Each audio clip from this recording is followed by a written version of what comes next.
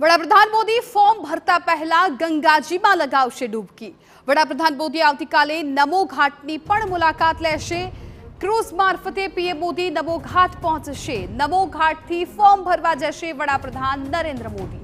નમો ઘાટ 2 દિવસ માટે સામાન્ય જનતા માટે બંધ કરાયો છે। ફોર્મ ભરતા પહેલા આજે વડાપ્રધાન મોદી મેગા રોડ શો પણ કરવાના છે અને જનજાવાતી આ રોડ શો દ્વારા પ્રચાર કરશે।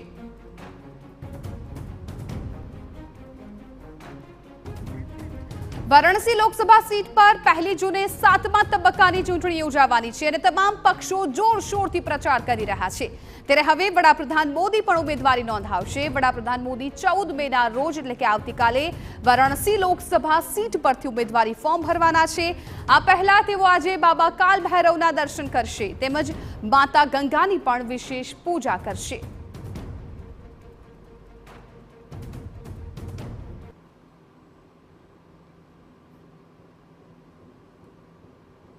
નરેન્દ્ર મોદી આજે રોડ શો કરશે વારાણસીમાં અને વારાણસીના 3 થી 3.5 કલાકના રોડ શોમાં તે આમ જનતાને પણ મળશે અનેક લોકોની પણ મુલાકાત લેશે। પોતાનો ફોર્મ ભરવા જવાના છે।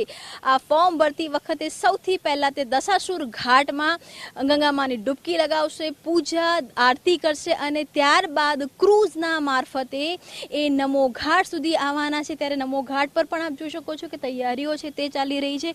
પોલીસ અધિકારીઓ હોય કે જે વહીવટી કર્મચારીઓ હોય કે અધિકારીઓ હોય તે સતત આ જે જગ્યા છે તેની મુલાકાત છે તે લઈ રહ્યા છે, કેમ કે આવતીકાલે વડાપ્રધાનનો આજ જે રૂટ છે તે થવાનો છે। 10 વાગે દશાસુર ઘાટ ઉપર તે પહોંચશે, ત્યાં તે પૂજા આરતી કરશે અને ત્યારબાદ ક્રૂઝના માધ્યમથી આજ જે નમો ઘાટ છે નમો ઘાટ ઉપર આવવાના છે।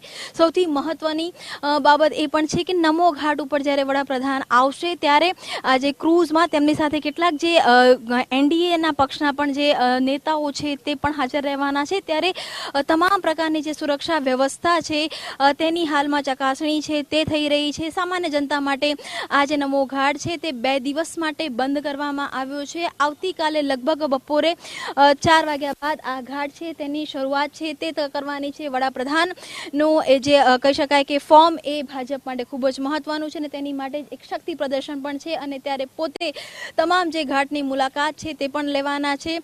દશાસુર ઘાટથી લઈને નમો ઘાટ સુધી વડાપ્રધાન ક્રૂઝમાં તેમની સફર કરશે અને ત્યારબાદ આ જ રસ્તે તે ફોર્મ ભરવા માટે પણ જશે। કેમેરામેન દીપક સાથે કિંજલ મિશ્રા, TV9 વારાણસી।